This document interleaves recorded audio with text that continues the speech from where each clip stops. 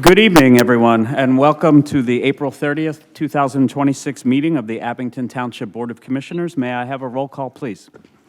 Commissioners Rosenbaum, Here. Rothman, Here. DePlacido, Here. Laney Martin, Brown, Here. Weingrab, Here. Henry, Here.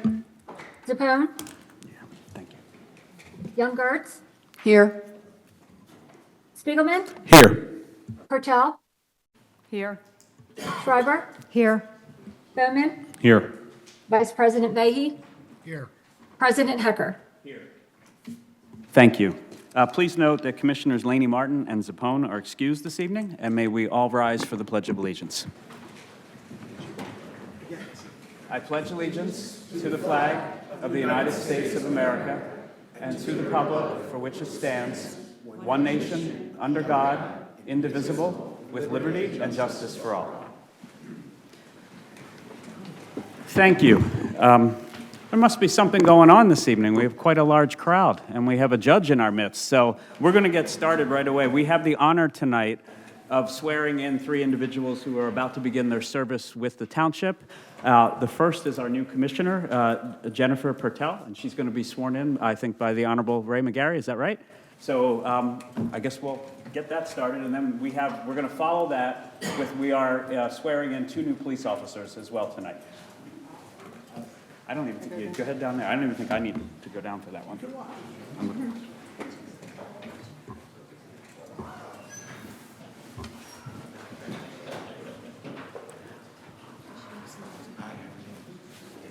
Grace is doing it. All right. Put your left hand on the Bible. Raise your right hand. I, Jennifer Burke Pertell, I, Jennifer Burke Pertell, do solemnly swear do solemnly swear that I will support, obey, and defend that I will support, obey, and defend the Constitution of the United States the Constitution of the United States and the Constitution of this Commonwealth, and the Constitution of this Commonwealth, and that I will discharge the duties of my office with fidelity. and I will discharge the duties of my office with fidelity. Congratulations. You have to.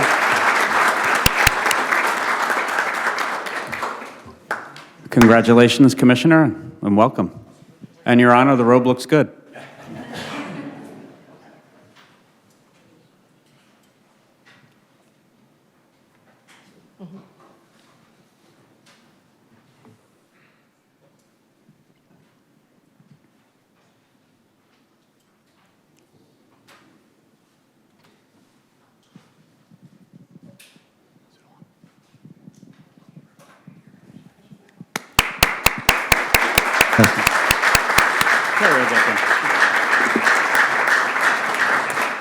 And now I'm going to invite Chief Malloy up for the next part of our process this morning. Thank you, President Good Hecker. evening, Chief. Want me to Thank come you. down? Yep, if you wouldn't mind joining me, President Hecker. Just on behalf of the Board of Commissioners, our Township Manager, Chrisman, and above all, the men and women of the Abington Township Police Department, it's my distinct honor to be here this evening to introduce our 2 newest officers and to welcome the family and friends. And if you guys could join me, the officers and your fathers, with the Bibles, I want to introduce you to the community, but you can come and stand up next to President Hecker and I. You're loud. Come on.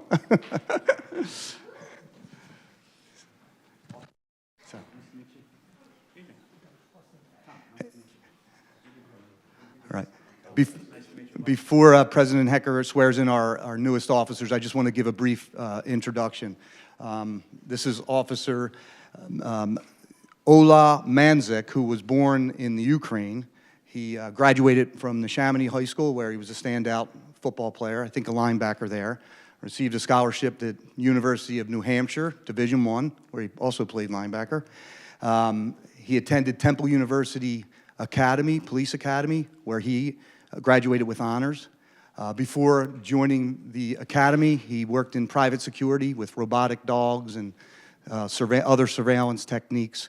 And we are just really happy to welcome you here to Abington Township and proud of the work that you have done so far. So please join me in welcoming Ola.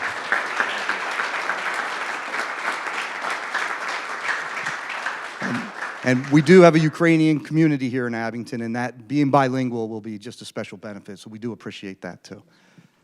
It's next my honor to introduce Austin. Let me walk over here. You're still taller than me? All right.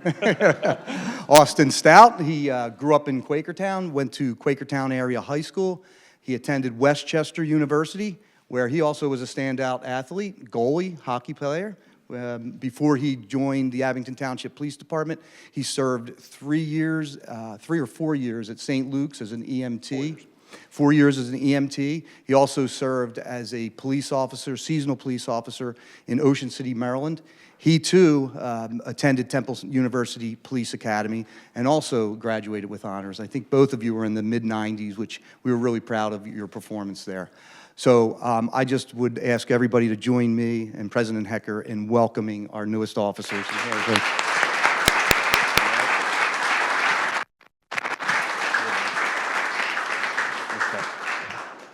So we will administer the oaths one at a time, and we'll start here, and then I'll get over to you guys. And so come over. I'm going to ask you to put your hand on the Bible, and then repeat after me. I state your name. I, Ole Manzik, Do solemnly swear do solemnly swear that I will support, obey, and defend that I will support, obey, and defend the Constitution and the laws of the United States, the Constitution and the laws of the United States, the Commonwealth of Pennsylvania, the Commonwealth of Pennsylvania, and the Township of and Abington, the Township of Abington, that I will faithfully discharge with fidelity that I will faithfully discharge with fidelity the duties of my the office duties of my office for Abington Township, for Abington Township, and will obey the rules and regulations, and obey the rules and regulations, policies and procedures policies and procedures governing all sworn members of the Abington Township Police Department. governing all sworn members of the Abington Township Police Department. Congratulations, Officer Manzik. Welcome on board. Thank you. Thank you. I'll have you sign this in a minute. Okay. And gentlemen, we're going to do the same thing. Put your hand on the Bible. I state your name. I, Austin Stout, Do solemnly swear do solemnly swear that I will support, obey, and defend that I will support, obey, and defend the Constitution and the laws of the United States, the Constitution, the laws of the United States, the Commonwealth of Pennsylvania, the Commonwealth of Pennsylvania, and the Township of Abington, and the Township of Abington. that I will faithfully discharge with fidelity I will faithfully discharge with fidelity the duties of my office for Abington Township, the duties of my office for Abington Township, and will obey the rules and regulations, obey the rules and regulations, policies and procedures policies and procedures governing all sworn members of the Abington Township Police Department. governing all sworn members of the Abington Township Police Department. Congratulations, Officer Stout. Welcome to Abington. Thank you. Real pleasure.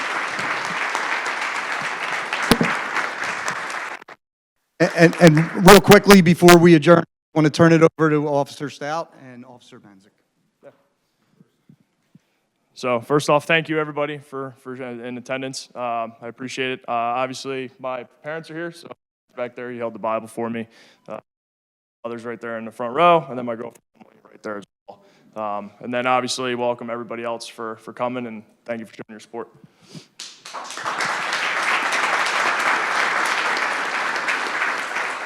Like Austin said, thank you all commissioners for being here. It's an honor to be here, stand in front of you. Thank you to my family. My dad's up here, hold the Bible. My mom, Natalia, my sister, her husband, then my girlfriend, Riley, and her parents, and then all the officers at Abington Township. I really couldn't be here without your guys' support, and I really appreciate it. Thank you guys for coming out. Congratulations. You guys want to come?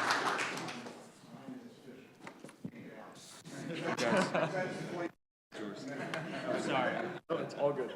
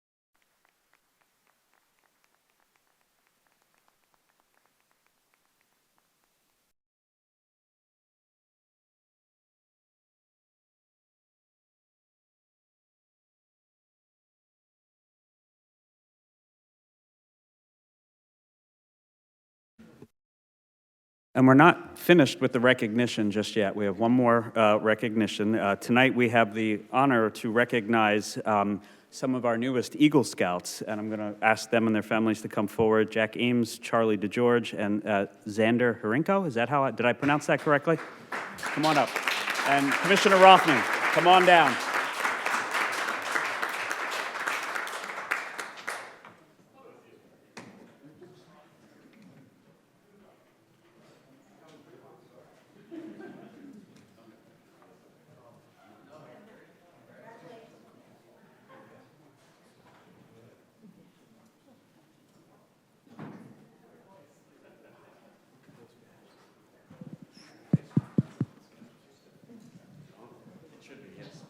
All right. Yeah, no one told me you guys are going to be taller than me.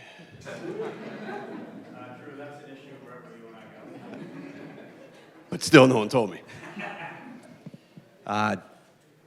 Thank you all for being here. It's really a cool part of what we do as commissioners to be able to recognize people for their accomplishments. Even better for the younger folks, right? Doing great things, being involved in the community, and starting their journey on being caring members of a community is a really cool thing that my parents instilled in me, and I'm really happy that you have instilled that into these three guys here. So,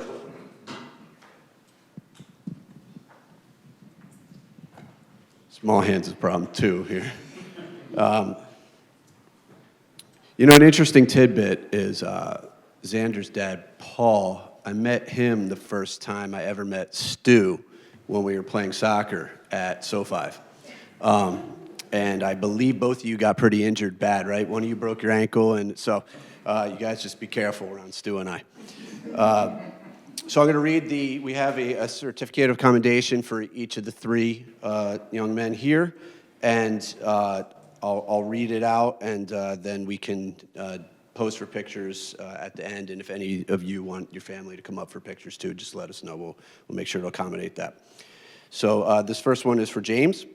In recognition of the years of dedication, hard work, focus, and good citizenship required to achieve Scouting's highest honor, and in appreciation of the leadership and initiative demonstrated through the painting of several basement rooms at Grace Lutheran Church, enhancing the facility for members and visitors, the Abington Township Board of Commissioners awards you this certificate of commendation.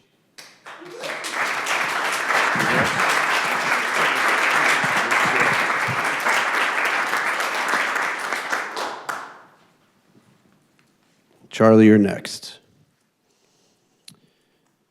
Then this is again from the Board of Commissioners, the Township of Abington. In recognition of the years of dedication, hard work, focus, and good citizenship required to attain Scouting's highest honor, and in appreciation of the leadership and initiative demonstrated in planning and completing a service project to refurbish the basement hallway area of Abington Presbyterian Church, thereby enhancing access to the community rooms, the Abington Township Board of Commissioners awards you this commendation. Congratulations.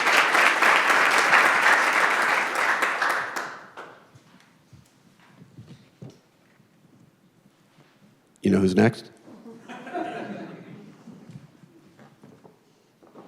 And I remember you were like, you used to not be taller than me.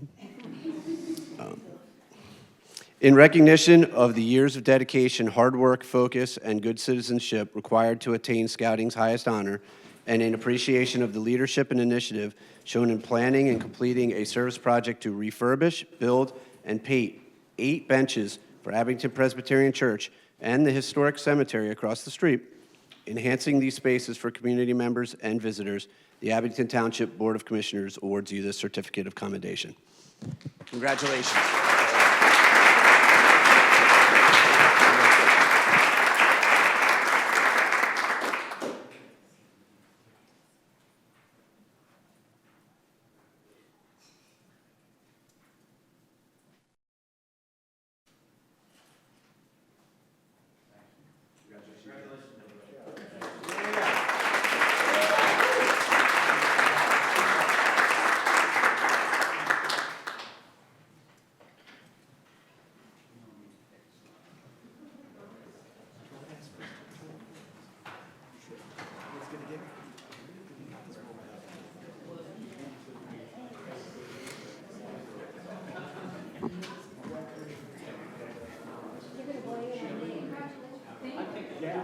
warmed up a little. I was cold when I came in here, too. It was so warm back there.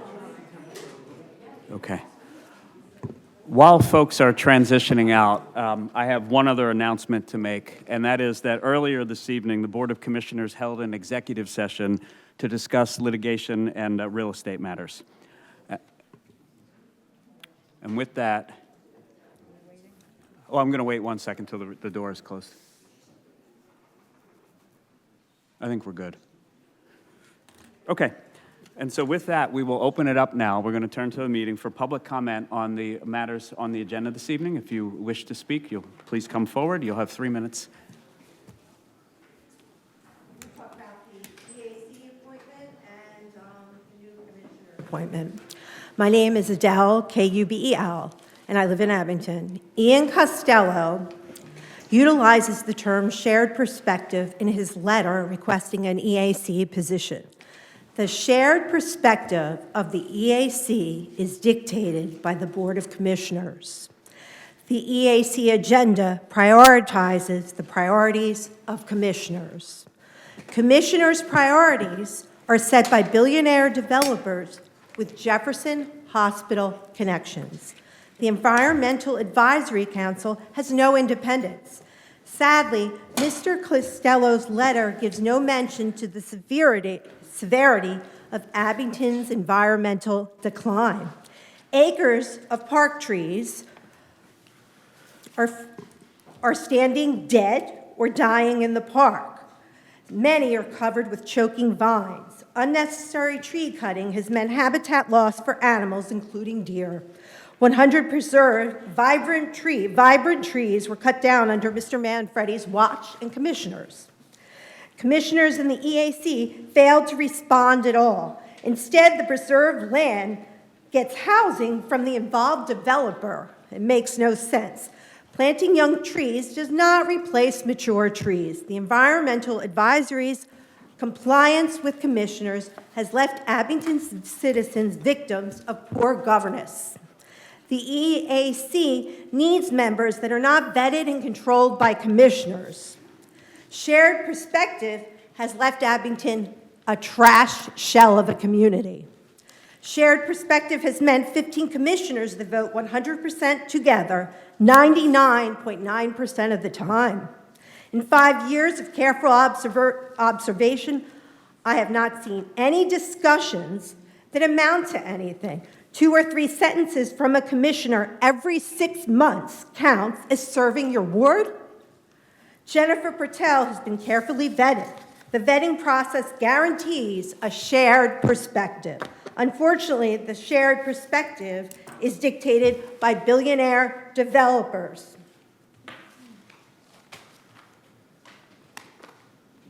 Concerning Parkview Avenue, the promised meeting never took place. Instead, the only trees in the front area of the block were cut down.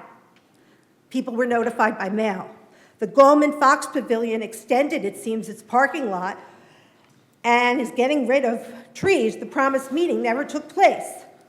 The EAC should be standing up to the declining environment and the loss of trees and habitat. Thank you. Is there anyone else in the room that wishes to come forward? If so, please, this is your time.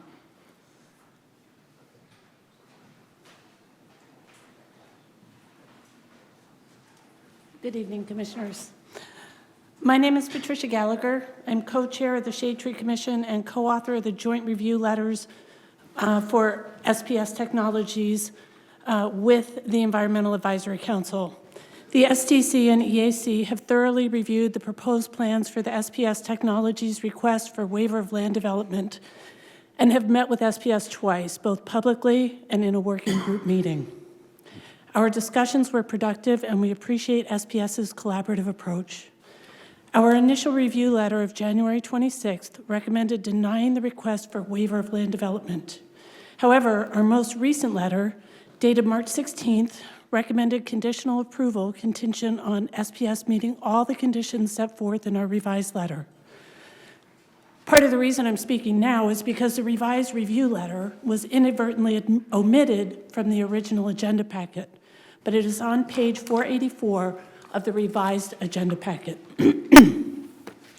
The STC would typically recommend denial of preliminary plans until final plans are submitted because many important features relevant to our review remain undetermined.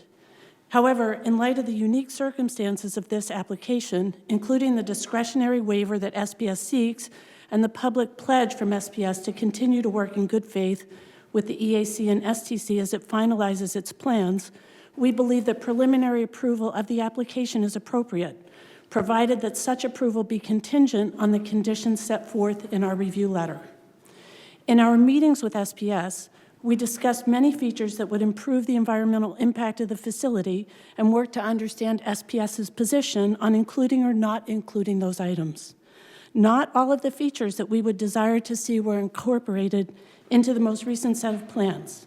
However, SPS is taking a voluntary and proactive approach to generate about 25% of its electricity through solar power, to seek LEED certification, to use bird-friendly glass, and to use best practices with lighting to benefit neighbors and wildlife.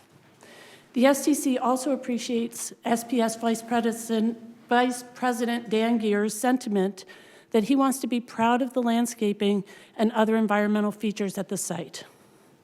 Our most recent review letter, dated March 16th, represents what we see as a reasonable middle ground to make the project a win-win-win. A win for SPS, a win for the community, and a win for the environment. This letter contains the minimum features that the STC and EAC consider acceptable for this project. Those items have already been discussed with SPS and included in the conditional approval of the Planning Commission at their March 2026 meeting. Yep. If the Board of Commissioners elects to approve the SPS Technologies request for waiver of land development, the STC requests that such approval be contingent on SPS meeting all the conditions set forth in our review letter. We further request that the board formally document the conditions it is imposing on SPS to grant such approval. In so doing, all parties will be aware of the final requirements and can work collaboratively to achieve those goals. Thank you for your consideration. Thank you.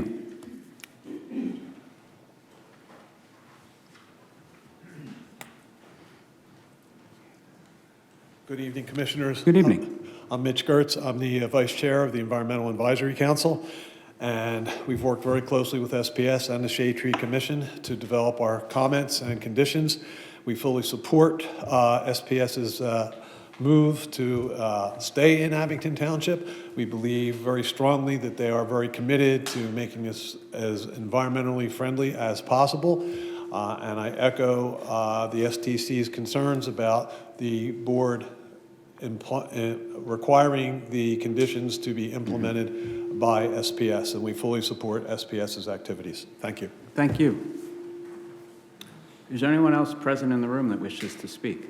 And if not, we will turn to Zoom. I think we have one resident. Ross Abel. Hello, can you hear me? Yes, good evening, Ross. Awesome. Good evening. My name is Ross Abel. I live on Washington Lane in Ward 7. First off, congrats to our new commissioner, officers, and the Eagle Scouts on their great accomplishments. I also want to support Ian Costello, who is a stellar community member for the EAC. On to SPS. I'm speaking on behalf of the Tookoonee Creek at SPS Working Group, which addressed a letter to you all not long ago. Now, I want to thank the staff, Planning Commission, EAC, and Shade Tree Commission for the immense amount of work they have put into this project so far. I also want to thank David from SPS for the conversations we've had and acknowledge that SPS has expressed willingness to help with separated bicycle access along Highland Avenue, and I appreciate that. My concern tonight is the backside of the site along Tookoonee Creek. As the board knows, the Planning Commission has recommended that SPS finalize a plan that does not foreclose future opportunities along the Tookoonee Creek boundary. That language is important, but it only matters if it has real effect in the final written conditions. Our waterways are among our most important shared resources, and this rear corridor along Tookoonee Creek is a rare chance to improve one rather than close it off further. When residents can see and interact with their waterways, they're much more likely to care about and help protect them. And this not only benefits the whole community, but SPS's own employees as well. SPS is still not yet committed to meaningful improvements or future access along the rear corridor. If the grading, driveway alignment, slope treatment, and parking layout are approved as currently designed, especially at the pinch point where the rear access road curves towards the floodplain, then future restoration, maintenance access, and any realistic public greenway option become much harder, if not impossible. So my ask is simple. Before any final vote in 2 weeks or whenever that may be, please make sure the conditions clearly require 3 things. First, preservation of the widest feasible usable corridor along Tookenny Creek. Second, avoidance of design choices that foreclose future restoration of public access, especially around the rear road alignment and pinch point. Third, a good faith discussion during this planning process with the township and relevant partners, including groups like TTF, about the plausibility of a future restoration or public access easement. We are not asking you to approve a final trail tonight. We're asking you to not let this site be rebuilt in a way that permanently closes the door before those conversations can even happen. Thank you for your time. Thank you. I think we have another resident. Laura Lehman. Laura Lehman, Meadowbrook. So first of all, I heartily agree with what Ross Abel just said. So important, and I am distressed to see I understand SPS's need to get going on the things that they're providing. They're important and needed, and I think they're the only provider that can do it. But it frightens me to see a company that had so many chemicals and dangerous things that operated irresponsibly in the past with the conspiratorial actions of the people that were overseeing them, including our local code inspectors, who all missed how things were being handled. So it frightens me a little to see a company with this many dangers being fast-tracked through everything. So Ms. Gallagher's comments that the STC and EAC put in writing should be taken very, very, very seriously, and Mr. Abel's also. And it is not beyond imagination that a company that is getting this much to be able to get going fast on its own give something back to the community, such as a meeting space, an area where community members can meet, even to discuss things like this. So I hope that might also be considered by all major developers that use all of Abington's services and all of Abington's quick processes to get what they need. So these are some of the things that we need. Commissioner Hecker, at the last meeting, you said that you were going to get back to me on several things, the transcript and the issue of how the meetings changed and the policies and the speaking policies, because we should not be having 3 minutes to speak without the items on the agenda being discussed, including the SPS. The only real informed speech is when you discuss those items and then we are able to comment on them. So I do understand that SPS at least came to a meeting before it arrived here, but you have started bringing things here that have never been to a meeting before. And that's contrary to our policy. And Mr. Spiegelman told everybody that they would get answers if they wrote to their commissioner and the manager, and I did that, and I have no answer yet. And I asked at the meeting publicly, mentioning that, and I have no answer yet. So you keep telling the All public. right, Ms. Lehman, you're going to have to wrap up. Your time has expired. Thank you. This is my last sentence. Let me finish it, please. You keep telling people that you are going to get information and you're going to provide and be helpful, but you don't. Thank you. I think that's it. And, oh, we do have a gentleman in the room. Please come forward.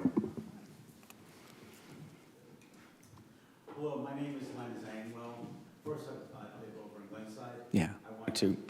I wanted to thank Commissioner Pertel for stepping up and running to be a commissioner. So my ward has representation on the board. Thank you.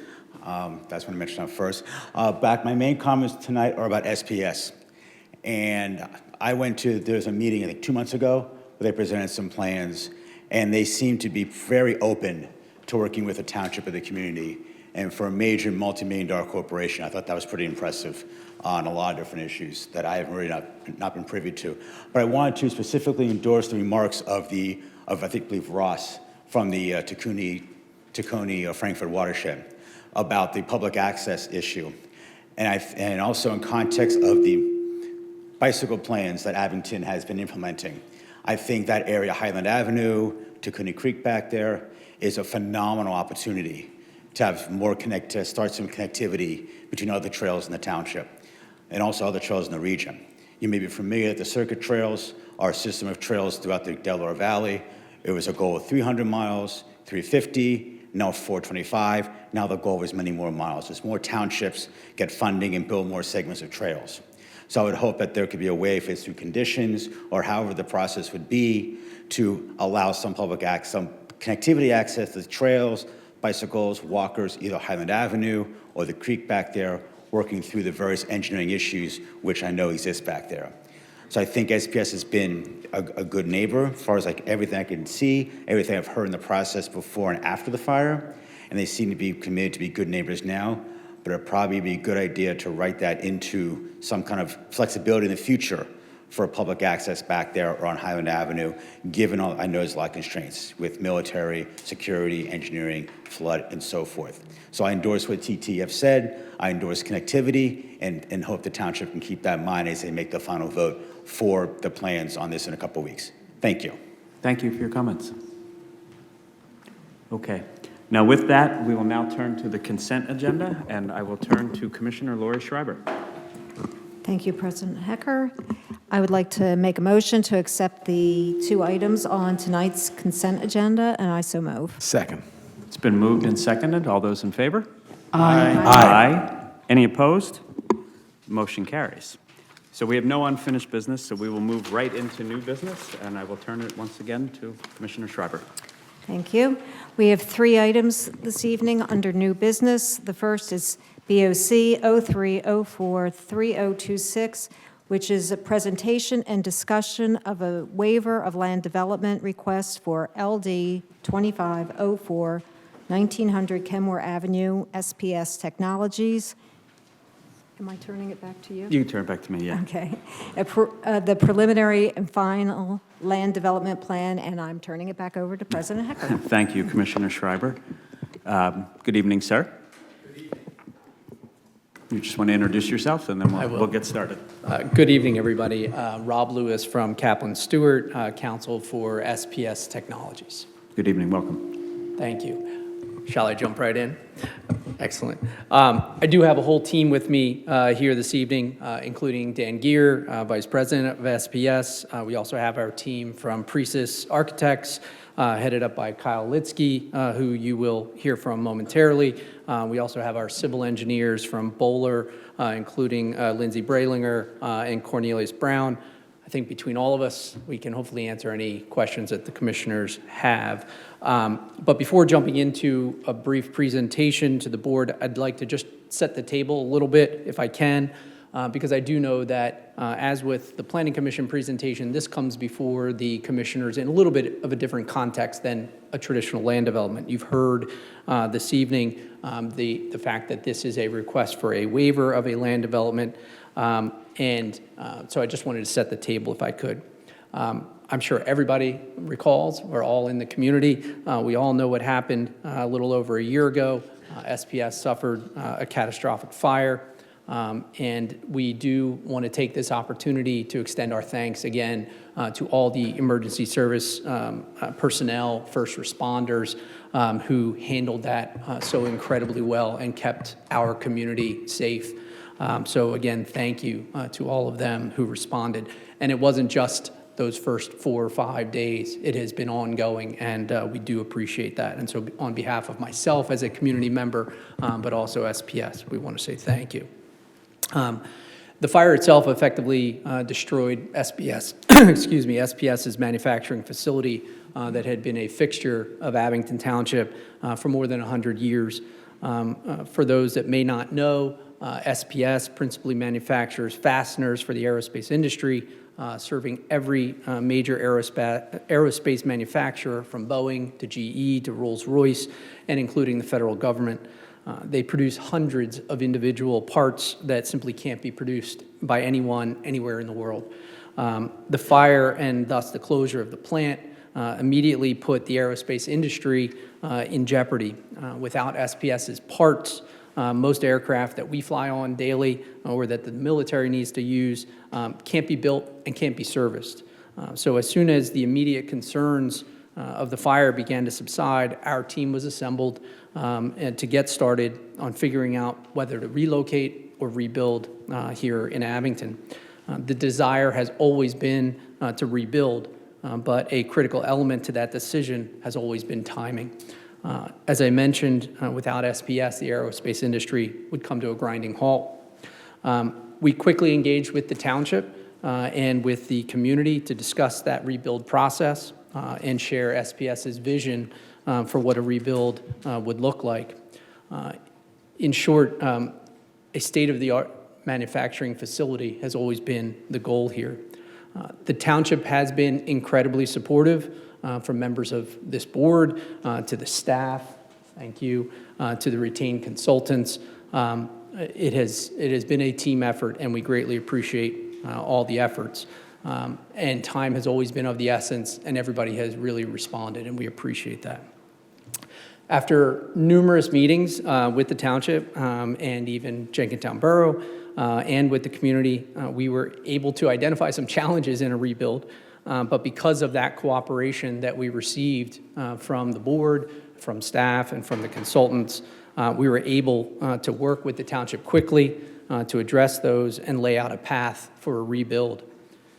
As this board is likely aware, we have filed an application pursuant to your ordinances for that waiver of land development process, and that process is detailed in your code, and it permits a reconstruction of a non-conforming building under certain limited circumstances, and permits that reconstruction to follow a truncated approval process. That approval process likewise imposes certain limitations and obligations on the landowner. Specifically, even though, whereas here the reconstruction is of a lawfully non-conforming building, the landowner does have to agree to forego some of their non-conforming rights. Stated another way, the landowner must agree to comply with certain codes and regulations that otherwise would not be applicable to the building. I'm sure we'll get into some of those specific issues tonight, but with a path outlined, we got to work, and our team submitted our request for a waiver of land development. I also want to point out that the term waiver is a bit of a misnomer. We are not foregoing the process. We are not foregoing compliance. The waiver only has to do with some of the procedural elements and is really just intended to expedite the process in limited situations. So after our initial submission, we received a set of review letters from the township's consultants. We then appeared before the Shade Tree Commission, as you heard, and the EAC to discuss our plans with them first, and then held a lengthy meeting with township staff to go through all of our proposed revisions to the plan. We resubmitted our plans on March 3rd and have since, once again, received additional comment letters, as you heard, from the Shade Tree Commission, from the EAC, and we also received a second round of review comments from the township's consultants. We then did appear before the Planning Commission on March 24th. We had a lengthy and very constructive discussion about the project, and at the conclusion, the Planning Commission recommended approval of our land development subject to certain enumerated conditions. I want to be very clear, those conditions are all acceptable to SPS. It's very detailed, it's very lengthy, it incorporates the EAC review letters, it incorporates Pannoni's comments, and those conditions would be acceptable to SPS. It is also worth noting that we have continued to work with the Shade Tree Commission and the EAC, and we have committed to doing that. In fact, I hear that there's a meeting already set again for a couple weeks from now with them. to continue to work collaboratively with them and address their recommendations to the greatest extent possible.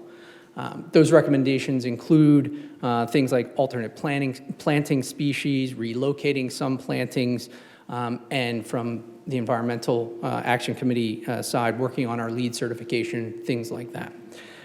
Admittedly, there are certain requests that you've heard this evening that we simply can't satisfy, at least not at this point. For instance, providing a trail through our property, and that is security issues. I think everybody is aware of the security concerns we have, both with dealing with the federal government, but also simply the activity. But I think what you have heard from SPS is also a commitment, not only on this side of Highland, but on what I call the north side. I think it's more west, but the north side of Highland, to providing more community benefit from this overall site. When we were before the Planning Commission requesting their recommendation, I stated clearly that unlike a traditional land development approval, not every single detail of this plan is wholly completed. We still have review comments from the township engineer. We intend to resubmit early next week addressing those, but we have achieved a level that I believe is appropriate for this unique process. In fact, since the Planning Commission meeting, we've even resolved what was probably one of the bigger issues out there in the Pannoni review letter. So we are continuing to work with Pannoni and with your other consultants.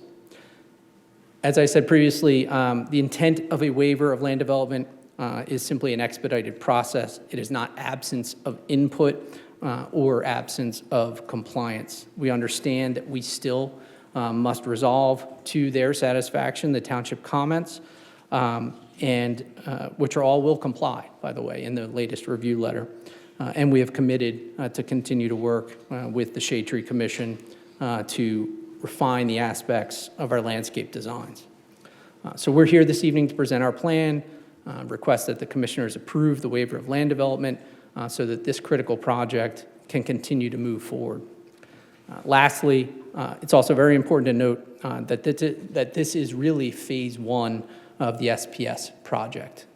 Our application concerns the approximately 20 acres, the 20-acre portion of SPS's land on the south side of Highland Ave, which you can see highlighted on the plan that's on the screen. We have committed to a phase two, which will be a reimagining of the space to the north. But again, that must trail behind the reconstruction of the plant itself. Just a few statistics, I think, and then I'll turn this over to Kyle Litsky. As I mentioned, our application focuses on about 20 acres, bounded by Highland, Kenmore, and then the Tookaney Creek.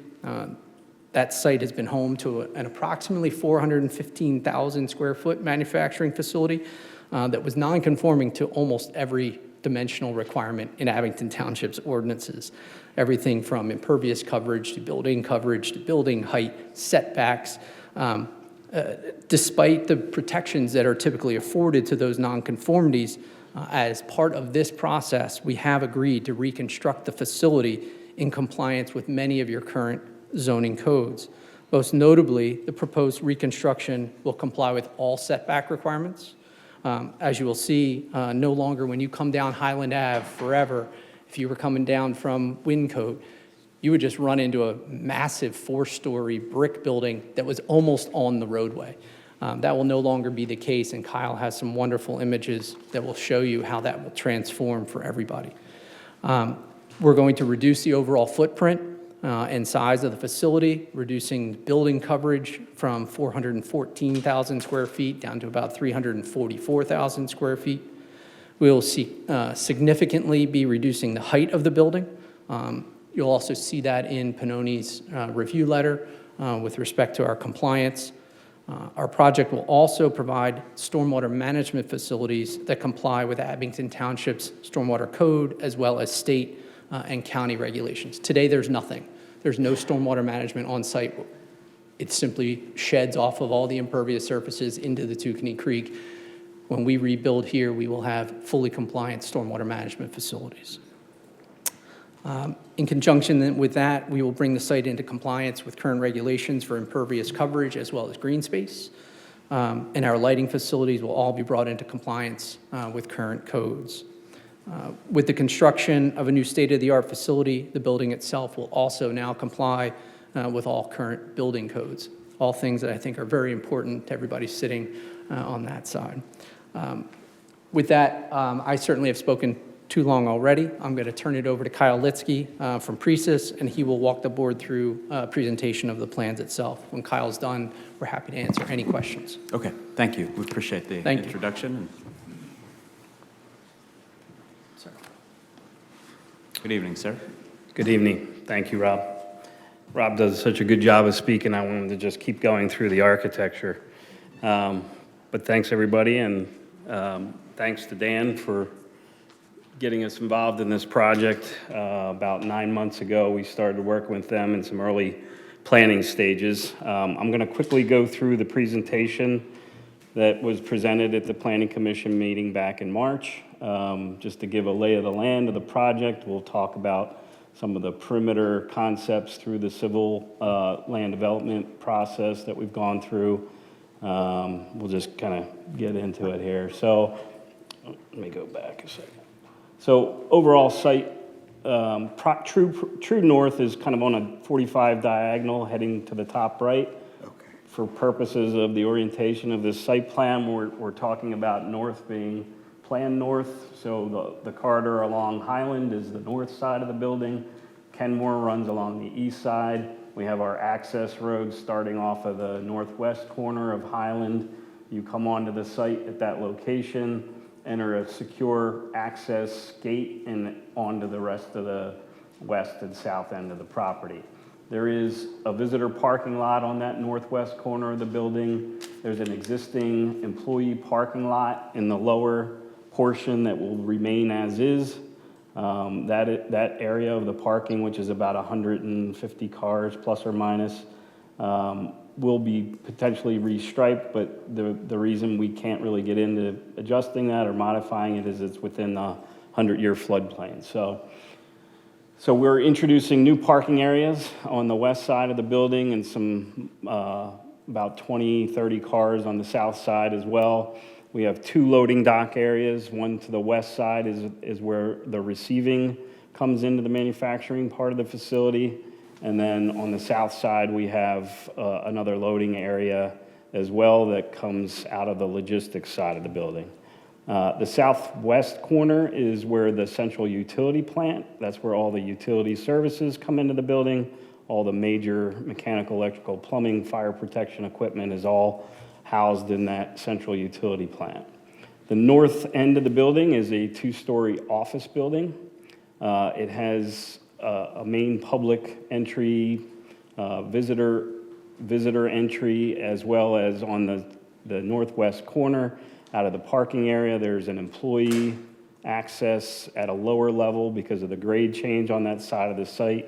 You come in off of the parking lot entry and you ramp up to the main level. The part sort of to the northeast is the main office administrative area. There will be a visitor lobby, as I mentioned. There's going to be a museum component to the building and an innovation center / visitor center as well.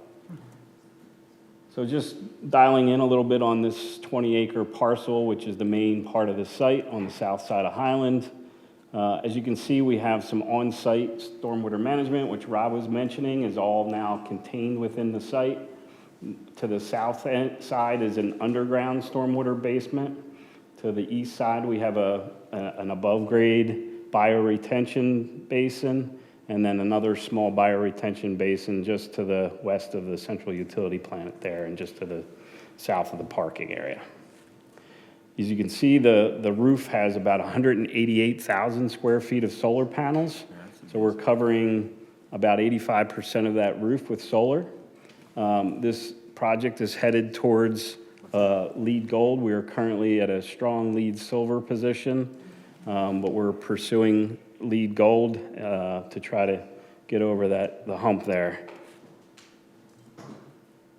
This is Bowler Engineering's plan. This shows the latest landscape plan that has gone through the approval. The Shade Tree Commission, as they mentioned, has seen this. We've had some great feedback and dialogue between them and the environmental group to try to mitigate some of the densities of the setbacks along Highland and along Kenmore.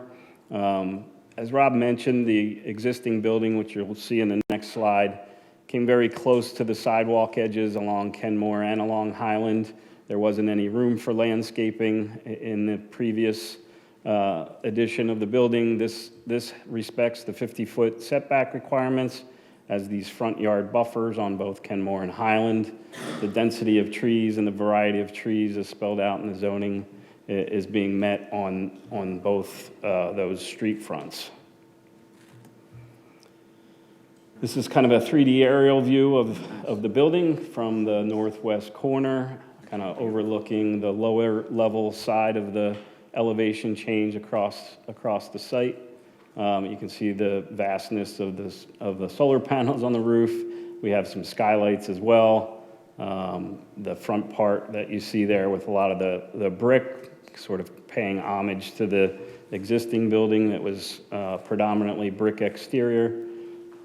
We also really wanted, and part of Dan and the SPS team's vision of this project was always to have an outward presence now, to sort of have a place that welcomes the public into this visitor center. There's a plaza that would be there for certain events, for the use of the SPS employees as well, but the main lobby is a very welcoming, and the plaza design and the landscape design is a nice, soft, welcoming entry point to the main entrance of the building. This is just an overlay of the existing footprint shown in yellow of what the existing building used to be. As it got down in elevation on this closest corner, on the northwest corner, which you'll see in this next slide, was about 60 feet tall of a building as it kind of came close to the sidewalk edge. We're obviously setting back much further off of this corner due to the 100-year floodplain.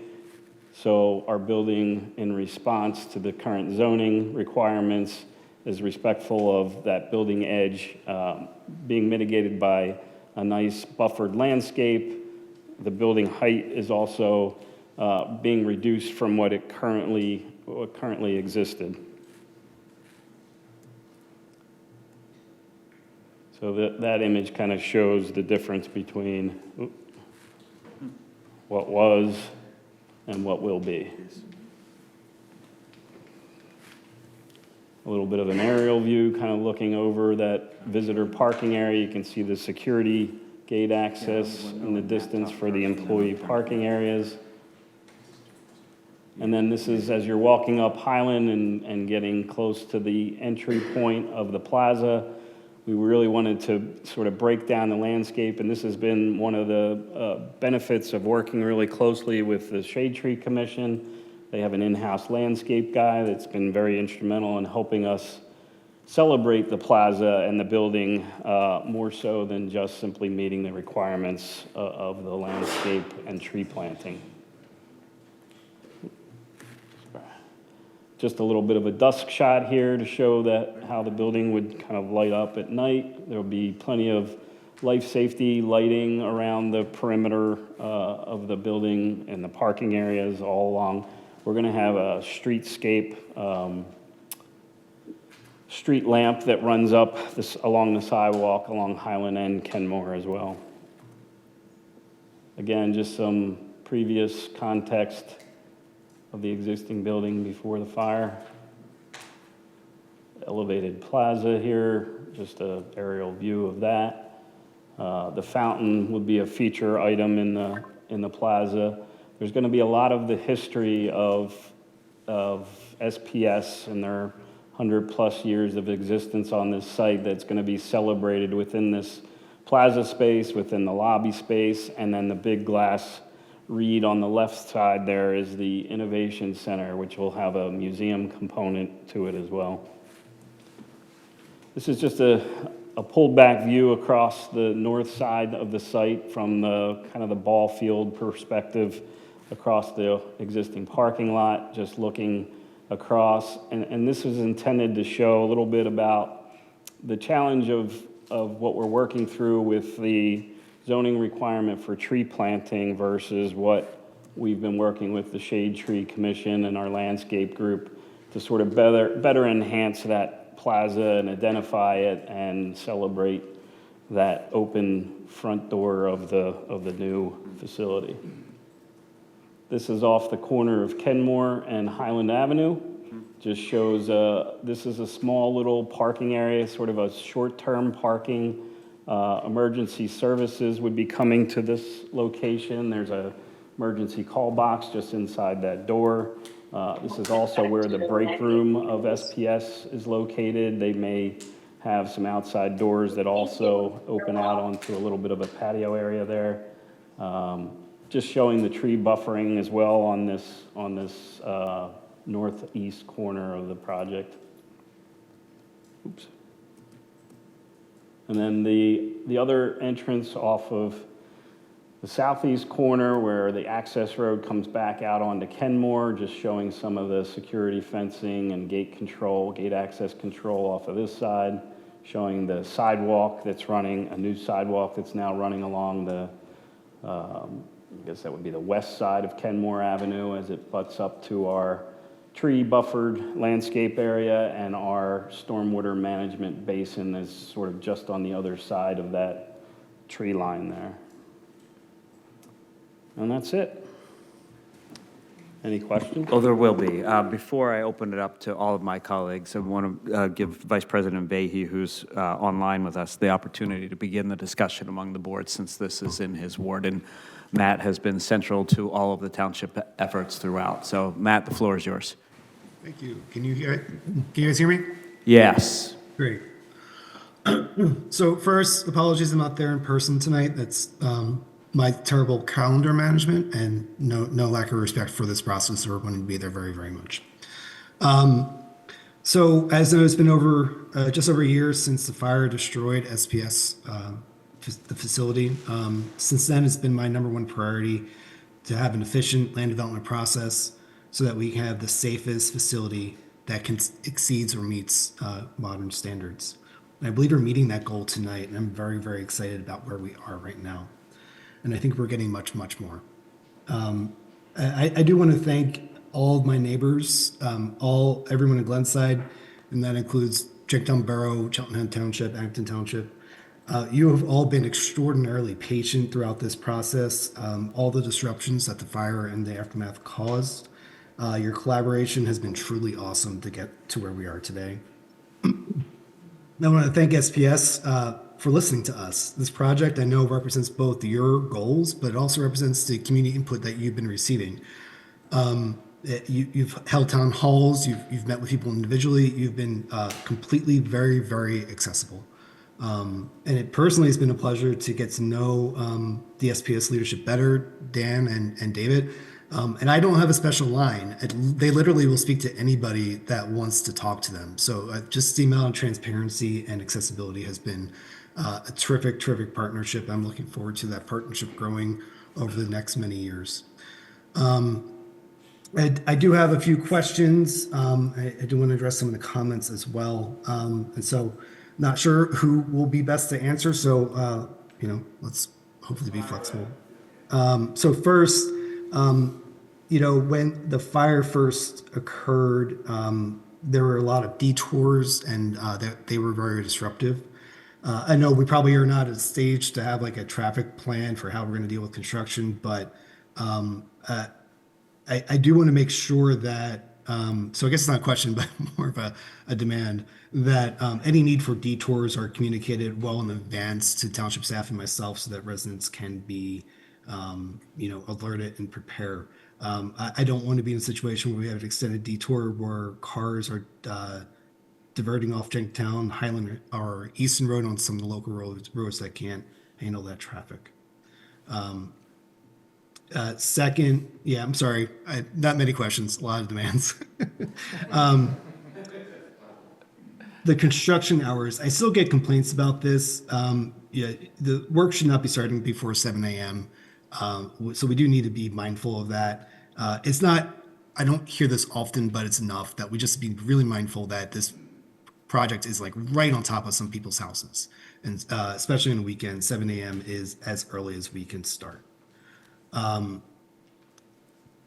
I noted in reviewing the packet tonight that the renderings were not included. They were showed tonight. I'm very happy with them. The renderings are a required part of this ordinance, so I do want to make sure that they're included in the packet when we vote on this project next month, so that they're legally binding on the applicant.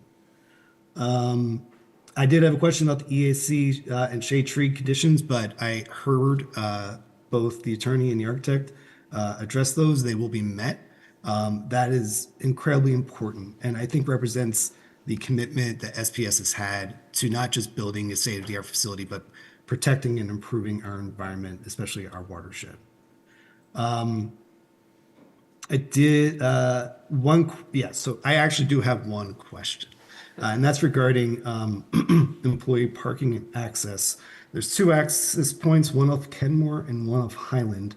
Can you tell me where employees are entering and where are deliveries entering? And I just want to understand traffic flow through those two access points.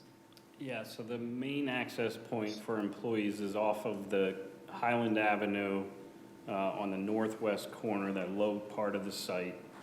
The only access off of Kenmore would be for special deliveries for catering lunches. There's a health center just inside the door on the northwest corner. If in the event there's an injury or a sickness or an illness, and an ambulance could come up there. It's very short-term parking.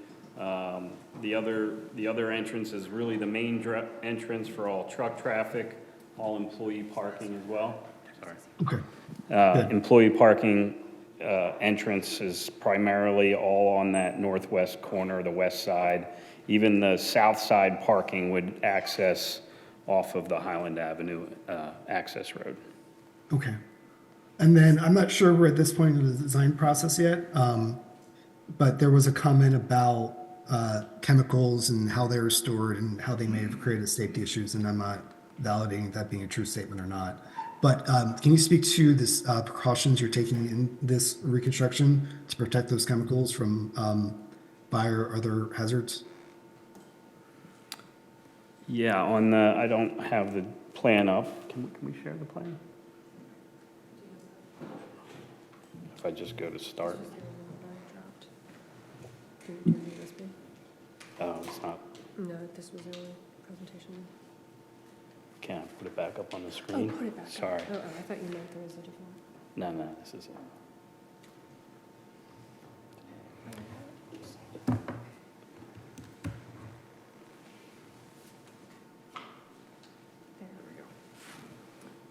So most of the chemicals coming in and out of the building are on the southeast corner by the central utility plant.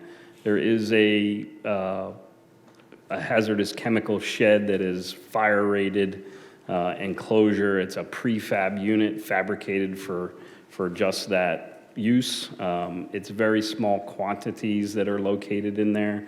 There is also a wastewater facility that's located off the south side of the central utility plant, which is right in this location. Most of those chemicals are being brought into the facility through underground conduits, both in and out of the facility. There is some forklift traffic that comes through there as well, but it's all within close proximity to that southeast corner of the building.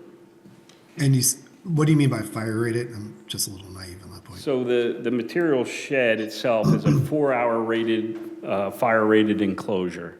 It's got a spill containment floor system. It's all prefabricated for particular use of any and all hazardous emergencies that may occur. So self-contained, these are just racked 55-gallon drums in that facility. It's a 4-hour rated enclosure, ceiling walls, sits on a concrete pad basically, minimal truck traffic to it. It's really just some forklift traffic in and out on a daily basis. And how is that an improvement over the prior setting? Yeah, they didn't have this before. they had hazardous storage before, they just didn't have it in this safe enclosure, basically. Okay, thank you. All right, so that's the end of my questions. I do want to address, before turning the floor back, the letters we received about the watershed in Tokenie Creek. And I want to start with, saying I played in Tokenie Creek as a kid. I was a big old dork then, and I probably still am right now. And so the maintaining that as a clean watershed is very, very important to me. And I don't want to lose sight of what the applicant's already agreeing to and what they're going to do to improve the watershed. By the EAC SCC conditions, they're agreeing to restore the stream bank that's on their property. They're agreeing to plantings to restore the riparian buffer, restore or like create it, because like I just don't know that it exists now. The stormwater management will do so much for the watershed there. There is none there today. It will be up to modern standards. Other environmental improvements, including the solar coverage and a commitment to elite LED silver or gold facility. I mean, this is such a vast improvement over the 100-year-old structure that was in my backyard until last year. So I appreciate all the advocacy and all the interest in the access point. I'm just skeptical of that, and it's not something I am pushing for as part of this process. And the reason why I say that is, like, again, I'm committed to the environment. I want to make sure it's an improvement to the environment, and we're getting that. I don't think the trail actually benefits the environment further than the improvements already being committed to by the applicant. For me, a trail between a manufacturing facility and a train line is, I just don't know who would use it. Moreover, there is no feasible or practical connection to any other trail that I'm aware of. I've been looking at this. Cheltenham just celebrated adding a less than a half mile of the trail off of Tokenie Creek Parkway and New 2nd Street. Their goal is to get that trail to High School Park on Church and I think it's High School Road. That if they get there, is still 3 miles away from where this trail would be constructed. So I just don't see any realistic possibility that this small trail would connect to anything, and as a result that it would really be used by many residents.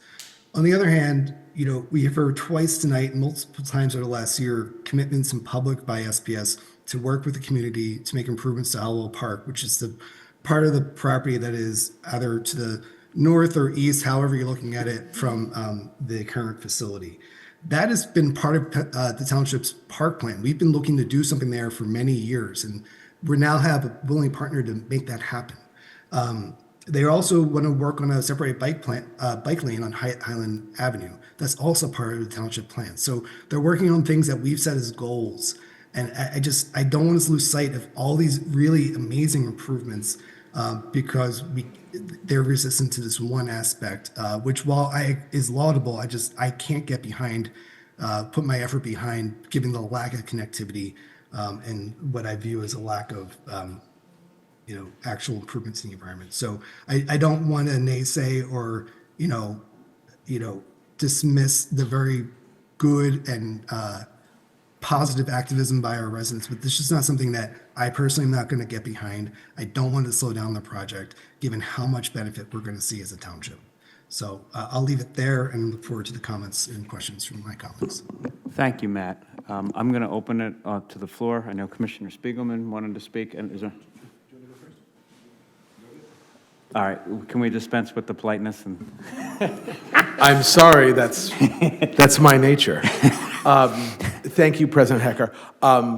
The work that has been done to sort of move everything forward in the most responsible and transparent way is truly phenomenal. I'm not going to spend a ton of time on thanks, but I have to acknowledge, my friend Vice President Vahey for all the work that he's done working with SPS on behalf of, first and foremost, the residents of Ward 12 and all the folks in the surrounding area, and township staff and our incredible EAC and Shade Tree Commission.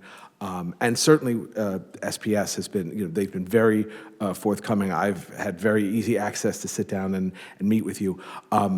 And I can say the work, I've been working closely with Commissioner Weingrad and with, you heard from Mr. Abel and from Ross Abel and his folks from the Jenkintown Abington Neighbors Group advocating for certain important measures regarding the creek. And I can say, and I'm going to clarify a couple of things, but all of this is definitely, none of this is meant to slow down the process or jam things up, but I think to enhance the work that everybody else has done so diligently. And again, I have to give props to Vice President Vahey.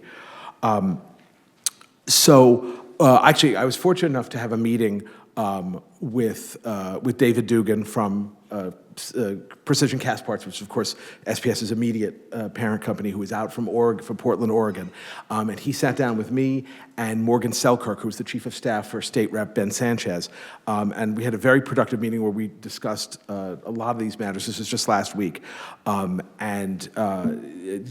David was very forthright and forthcoming. He explained, as we heard earlier tonight, why the vision of a trail going creekside around the back of the property doesn't work primarily. I mean, there's the security concerns, but primarily the sort of non-fungible status of that existing parking lot, which is in the floodplain. And it offers no wiggle room because developing the floodplain is next to impossible. But one thing that SPS, or on behalf of SPS, that David and Precision Cast Parts did commit to was to allow for access, conservation, environmental-oriented access to groups like the TTF Watershed Partnership and other environmental groups. That would actually be afforded someone, a contact person, community relations person, that they can talk to about getting access to do things, everything from like TTF Watershed Partnership. They have their Creek Keeper program, water testing, cleanups, and then not just TTF, but other, I'm sure, scout groups could do this as well. Riparian buffer plantings. And David very kindly indicated that they, in good faith, SPS is willing to do this and would even allow this to be enshrined in some sort of memorandum of understanding, which I'm entirely in favor of. With regard to the trail issue, but then I'm going to get back to something a little more specific to Mr. Abel and his group. David also indicated that SPS is amenable to sitting down with anybody, including that group, to find other routes in the future for the creation of some trail to connect existing trails or trails that will be created eventually, not necessarily around the back, but elsewhere on the property. And I took that in good faith and appreciate it very much. The one thing that I think that the Jenkintown Abington Neighbors, Mr. Abel and company, want to clarify, and I will certainly help with this. The trail, I mean, that trail was a vision, but that's not the thrust of what they're asking for. Certainly, the environmental access, which we already discussed, is critical. I think what they would like to hear from SPS is being amenable to preserving as much creekside area, sort of between the creek and obviously there will be a security fence that has to be for a facility that makes so much very important, unique equipment for the Defense Department. Obviously, there has to be the security fence. Preserving as much space as they can between there and the creek, and being open for future conversations regarding possible easements, just so basically the entire space from the creek to wherever the security buffer has to be isn't totally cut off forever. So I think that's what they've been advocating for. I know a lot of attention has been given to the whole trail concept, but I think, again, that's nothing that has to slow any of this process. But I think it would go a long way if SPS would be amenable to having those conversations and to committing to preserve as much as they can of that call it creekside space. And I don't know, Commissioner Weingrad might want to jump off of what I just said, but anyway, thank you. Hope I didn't drone on too long. No, Thanks. thank you, Commissioner Spiegelman. Commissioner Weingrad, I guess you're next. I'm next, thank you. Thank you, Commissioner Spiegelman. First, I want to thank Cheltenham, Jenkintown Borough, TTF, the neighborhood organizations, the EAC, the Shade Tree Commission, that just a wonderful job that everybody's done and everybody's tried to get involved. And in my view, they've provided this roadmap for SPS to pursue their plans and to do it in a timely manner. My question really is, I'm worried about, are they actually in the plans, right? So, I mean, most of the time in land development, we see bike trails, you know? We see different paths, we see these different things. I don't see it in the plans. And so that's my concern. Also my concern is that I appreciate the commitments that you're making. The question is, are those commitments enforceable? All right, so you're starting to build your project. We want you to sit down with the Shade Tree Commission, and you don't, or you don't put their plans in, or you disagree with them. And that's my concern about not having a detailed plan for us to approve. Personally, I want to see SPS start tomorrow, right? I just want to be able to see these things, to justify the waiver for what you're asking. So help me. Sure. I will do my best to help you. I want to start at the baseline that what you've seen from your consultants is that the plans comply, right? And that's just a baseline, saying that you have ordinances, you have saldo requirements, things like that. We comply. And what I think we have done over the last roughly 5 months is show the good faith efforts that SPS is willing to make in meeting with everybody and incorporating a lot of those comments. Even Kyle's slides this evening showed changes that were a result of communications with the Shade Tree Commission and the Environmental Action Committee. So I think that I hope that we've earned that respect and that we've earned that. But from an enforcement standpoint, the Planning Commission's recommendation for approval incorporated numerous very detailed conditions, and we would expect that the commissioners would also incorporate the same or similar conditions on any grant of that approval. Those are enforceable. We must comply with those conditions. So by agreeing to those conditions, I think we're just simply reiterating our commitments that we've already made to continue to talk. We've got a meeting set up, I said, a couple weeks from now. With respect to... Well, with those, for example, for those meetings, are they going to be incorporated into a new plan for us to see, or an amended plan?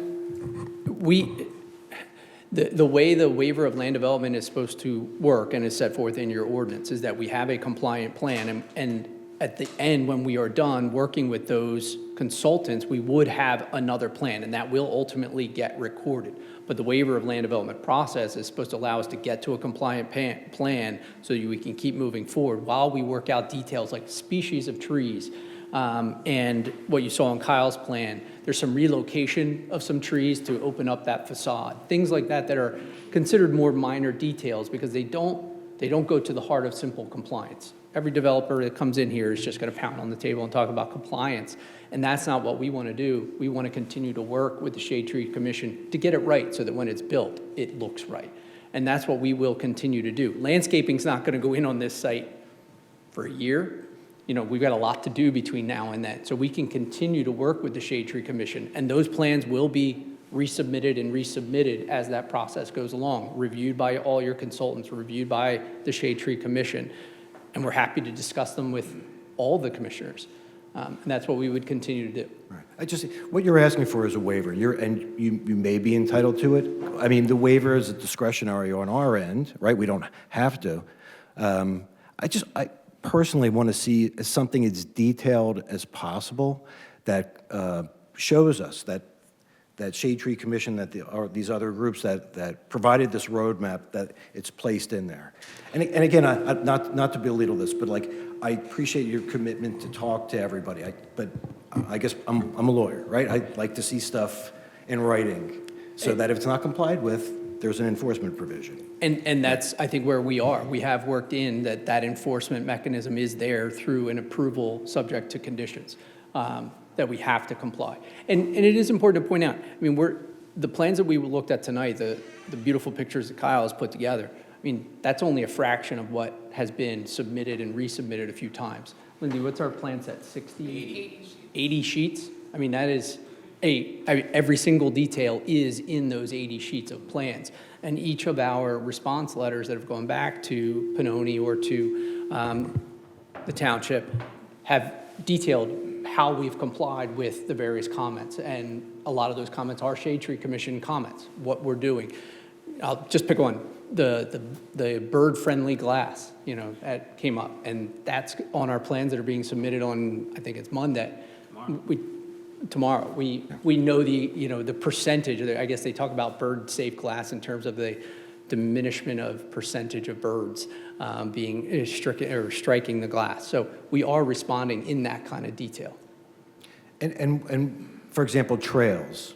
We talk about one on the rear of your property, but you're talking about one maybe on Highland Avenue. Is that phase 2? Yes, we will be back. I mean, there's no question. You can see, I guess the plan's no longer up. The plan we are focusing on tonight is the 20 acres south of Highland Ave. We still own a very significant chunk of ground on the north side that connects with the piece that the township owns. It's Hallowell Park. Part of Hallowell Park is actually on SPS ground.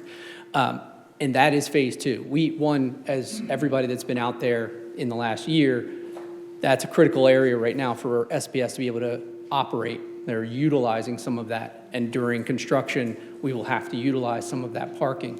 But what we talked about in detail, both with your consultants and with the Planning Commission, is there's a vision for that north side.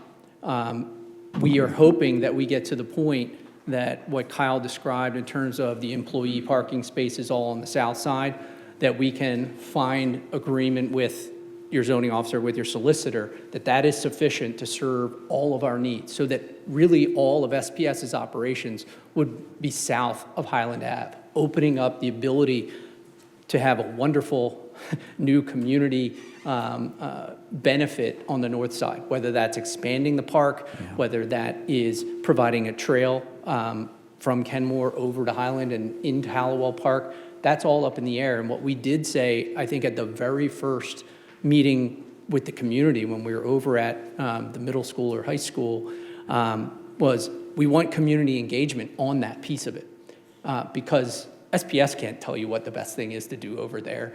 Sure. The community is going to be the ones that have to have that input. So that is phase 2, and that we simply can't get to it yet because of what we're doing on the south side. But we're committed to that. And what kind of time period do you have for phase 2?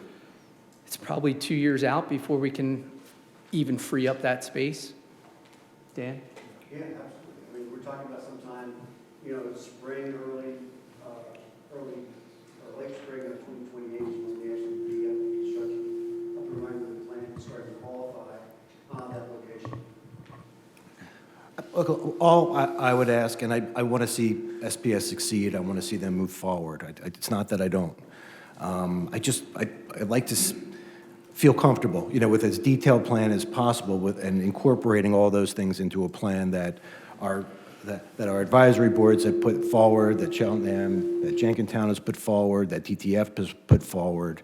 I'd like to see it incorporated. I mean, I feel a lot better about the waiver process if we get it there. Commissioner Weinrod, our engineer also wanted to weigh in on a part of your question. So let me have Cal jump in, and then we'll go from there. Cal, I know we talked on the way in. I was about to go to the screen because it's generally so. I'm glad you're here. Well, it's not my fault if Rob always wants to be in the limelight. So. Good evening, Cal. It's good to have you here. Commissioners, I'd just like to provide just clarification. I believe I know what you're looking for. Any and all improvements are being discussed and agreed upon by the applicant will not just be included in a resolution or part of any agreement. If they agree, or when they agree to all of it, they have to be shown on the plan. The improvements that Mr. Lewis is alluding to when he comes back for the next round in front of the board, those improvements will have to be shown on the plan. And also, to take it a step further, when we work with the solicitor and Mr. Lewis on the land development agreement as part of this, we can escrow for all these improvements. To your question and concern, we will make sure any plantings, any sidewalk, whatever the improvement nature is, we will make sure it is included as part of the land development agreement. What that means is when the construction starts, we will make sure everything is implemented. The project will not be closed out until all the improvements shown on the plan and agreed to and included as conditioned by the board are completed to the fullest. Just wanted to provide that clarification. Thank you, Cal. Always good to hear from you. Thank you. Thanks, Cal. For any other comments or questions from members of the board? There will be an opportunity at the end for additional comments from the public, yes, and you can do that. Yeah, Commissioner Young-Gertz. Yes, thanks so much for all this information. And just very quickly, so the creek runs through the backside, I would say the south side, the Tookoonee Creek. A huge portion of the creek runs through your property.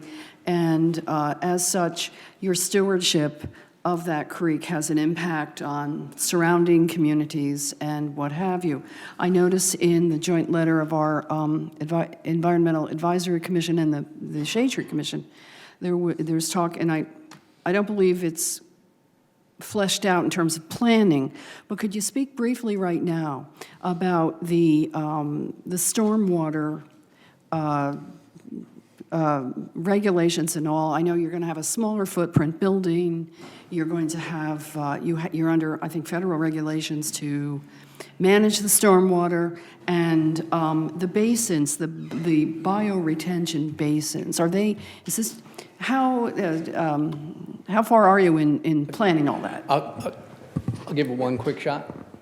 I'll try. I'd like to play engineer every once in a while. I'll try and give it more from a 30,000 point of view. I mean, Lindsay can give you every single detail, I'm sure.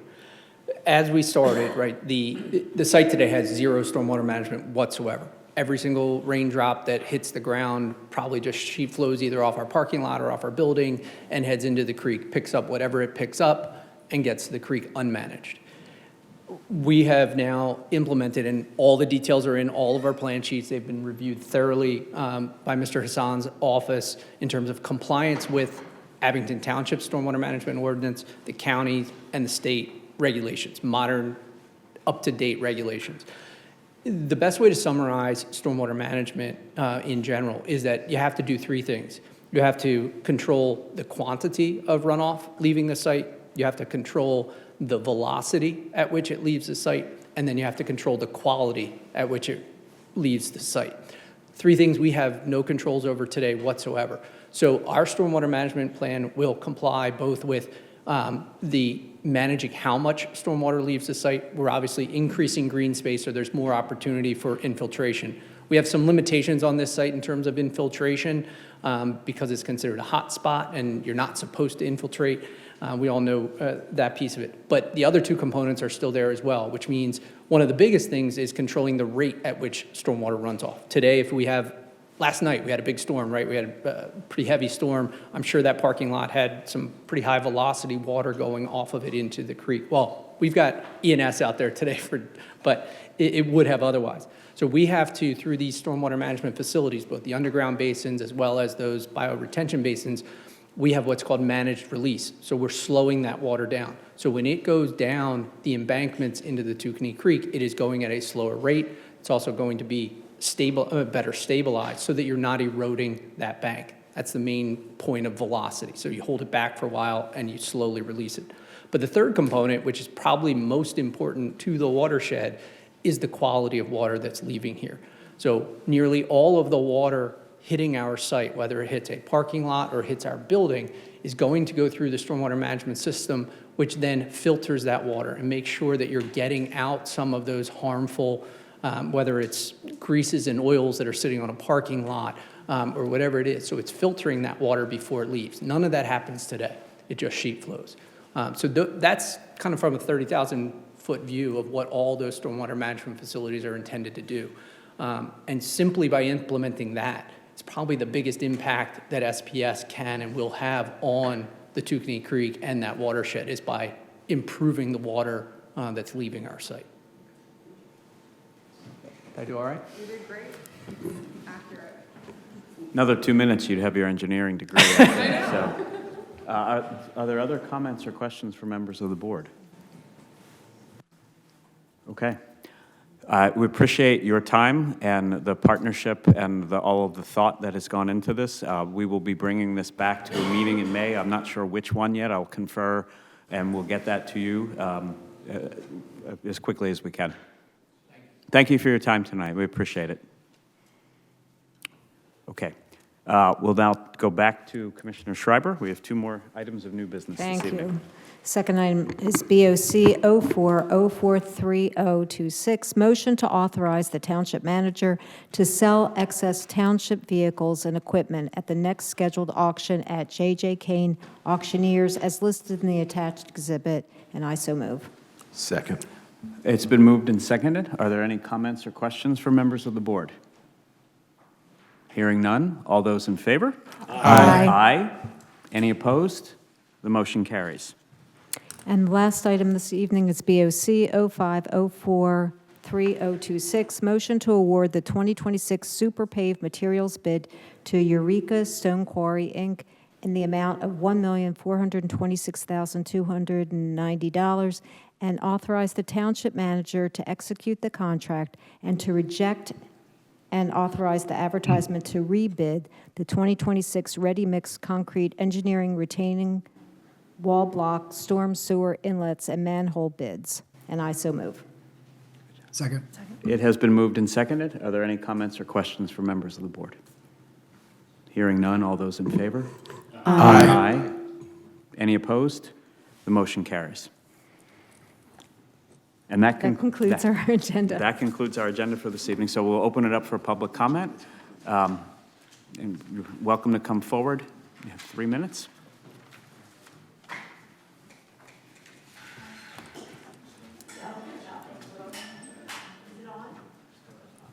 Hold on. Just got to push the button. You already started it. Oh, well, please reset the clock to 3 minutes. And you can start when it does. That's only, there we go. Go ahead. Abington Township provides false information concerning home ownership percentages. At this point, the majority of Abington homes have developer ownership in the background. Mr. Manfredi and his top-level employees have spent close to a decade assisting billionaire developers. Their continual assists have left Abington with a very low level of home ownership. Homes with piles of lawnmowers, gallon chemical jugs, motorcycles, toys, broken down trucks, cars, boats, RVs, and construction wagons display the blight recommended by billionaire developers. Citizens involved with developers were the vast majority of the Vote Yes movement. The majority of Vote Yes are also involved with undermining homes and neighborhoods. Mr. Spiegelman's Vote Yes group's priority was developers, not children. Construction depots have taken over the houses on and around Valley Road. 1405 Doral, it's a construction depot. I've been complaining about it for years. 1150 Meadowbrook, another house turned into a depot with trucks in severe decay. 1138 Meadowbrook has trucks parked on the lawns and dead trees surrounding the house. Woodland and Valley is another depot. On Susquehanna, surrounding the toll property, more homes have been turned into construction depots, including 1031 Susquehanna and 1061 Susquehanna. Code enforcement's inability to enforce codes protects those that blight homes to destruction for billionaire developers. 1835 Edmonds has the same broken down car on the driveway. It sits years without being removed. 1516 Howler has 2 boats, a truck with a flat, canoes, and building debris. It happens very quickly. All this debris suddenly piles up overnight. Nothing gets rectified. Instead, more homes appear suddenly with broken down vehicles and boats.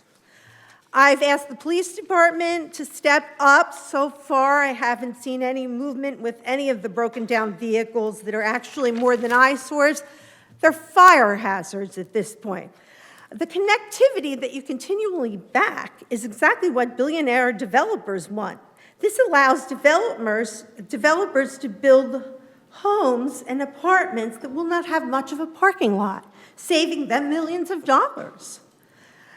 Plus, we can get even more tight apartment developments everywhere. We're going to have many, many floors of apartments all up and down our major streets. That is the plan. Meanwhile, the family bike path on Valley Road was packed with bottles, cans, and debris for months on end. Holes are missing near gutters. This has gone on for months. I was surprised Mr. Abel didn't even speak about it.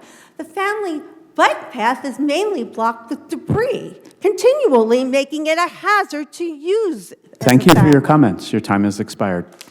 Please take your seat. No help.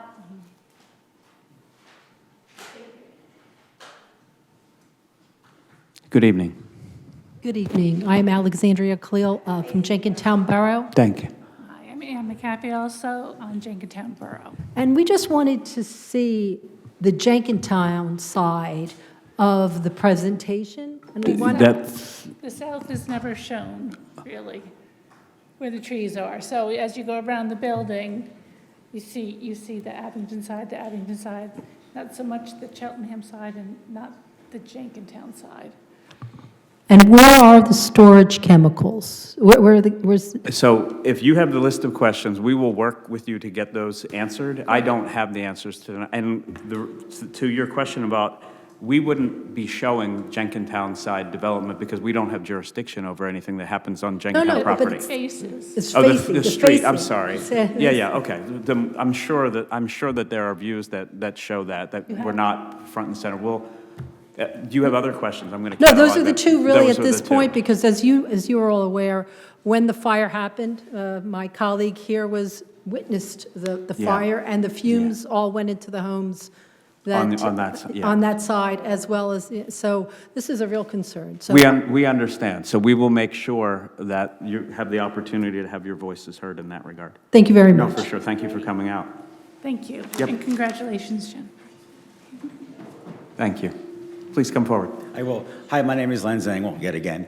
That's And okay. I just wanted to mention, I wanted to pick up on the theory of connectivity. I want to expand that a little bit. While I do think the creek would be amazing to have a trail back there, when Commissioner Spiegelman spoke about the commitment from the parent company of SPS to have, I guess, controlled access for scout groups and environmental groups, and et cetera, back there, I think that's phenomenal, and I hope that happens over the future. And I also wanted to mention, when I heard the SPS attorney, I forgot his name, I apologize for that, mention the museum and the visitor public area in front of, on the cool. Highland Avenue side of that. I thought that was an amazing opportunity for connectivity. There's also, and to connect with some other issues happening. For example, in Keswick Village, there's a streetscape survey going on right now. Highland Avenue in front of SPSS, when the time comes to that, would be a phenomenal opportunity for a great streetscape there. Commissioner Vahey mentioned the work with Holloway Park. Again, that'd be a great way to coordinate that. And it's a classic example of it's a bike plan going on in Abington Township, there's a parks plan in Abington Township, and sometimes it's easier for the planners to not talk to each other. So this would be a great area for the planners to, well, talk to each other, maybe through SPS as an intermediary, to have some really great, beautiful development there to have connectivity. And if you build connectivity there and start it, it can be as equally powerful as the path around the Friends School over in Jenkintown, where it's not very long, it doesn't go anywhere, but it's really nice to have it there, and I'm up biking on Greenwood Avenue and Washington Lane.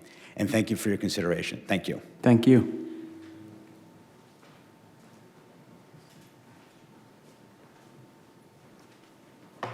Hi, Patricia Gallagher, co-chair of the Shade Tree Commission. Thank you. Commissioner Weingrad, about your concerns with making sure that SPS does everything they say they will. In my comments and in our revised letter, what we request is that if the Board of Commissioners elects to approve the SPS Technologies request for waiver of land development, that such approval be contingent on SPS meeting all the conditions set forth in our review letter. That was specifically why I said that. And we further request that the board formally document those conditions before they grant the approval. And that will ensure that SPS does meet those agreements. So that was all I wanted to add. Thanks. Thank you. Yeah, there's a lot of. All right, we'll go to Zoom. Ross Abel. Hello, can you hear me?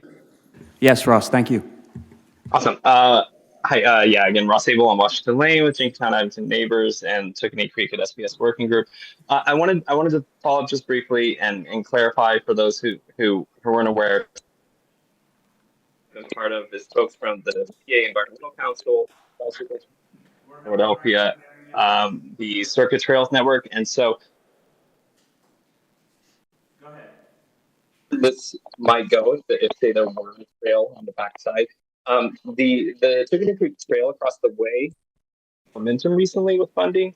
There was just a new segment that that was opened in Cheltenham, and there's potential there's a town to Elkins Park, so it's making its way up.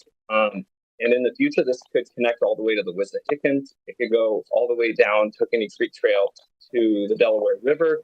So that's the thinking. And then it could also connect Jenkintown residents up via Jenkintown Road or Walnut, who lack a lot of green space. So that's when we're talking about the access, it's for a lot of folks who don't currently have much in terms of green space to access. Specifically on the SPS references, the main concern of theirs was security. And so one of our asks at its core was just to, as a condition, require a sit-down conversation with the township and groups like TTF and SPS to look at the plausibility of whether it be a restoration easement that maybe in the future dedicates a restoration easement to Montgomery County or Abington Township, just so we as a public have control and access over improving that space. It could be a trail easement, but just to actually have that conversation, and if there are security requirements that totally foreclose something like this happening, then that could get ironed out and clarified in that process, because maybe it's not possible. But one of the folks in our group designs trails that go adjacent to high security locations and facilities. So we know it's possible. And a lot of times it's said that we can't do something because of security reasons, because, defense. But then there may be solutions like the height of the fencing or specific treatments of the grading adjacent to something like a trail. So we know it's possible. And that's why we're just saying, can we at least get a commitment to discuss this as part of the process, even if it doesn't ultimately turn out that it's feasible? So I just wanted to offer those couple bits of feedback. Thank you. Yeah, no, thank you, Ross. We appreciate that. And I think there's one other resident that wants to speak. Laura Lehman. Laura Lehman, Meadowbrook. And Commissioner, you ignored the question again. So this will be like 4 times on that question. And when you make us, with our very, very limited speaking time that we have, ask the same question 4 or 5 times, email you, get no answer, you actually are just thwarting transparency in a very unholy way.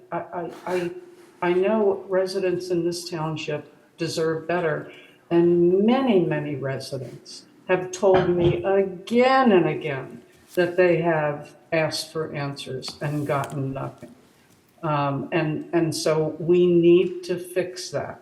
It's not okay for that to happen. Very few people like being confrontational and persistent.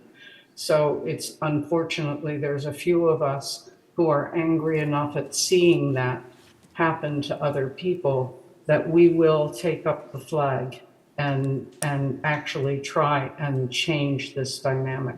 So when I'm finished here, I would like you to answer why I am not getting questions answered exactly as Commissioner Spiegelman outlined for residents who said that it wasn't happening, and you made it look like it was happening. Also, the transcript is going now. I asked you if we could have access to the transcript. You said you'd get back to me. You did not.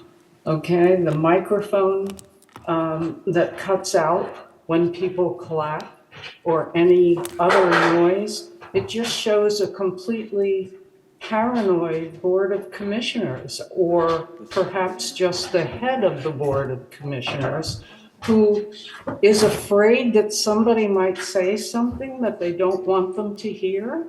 For all the years before you, Commissioner Hecker, we had a microphone that worked, and when people clapped, we heard them clapping.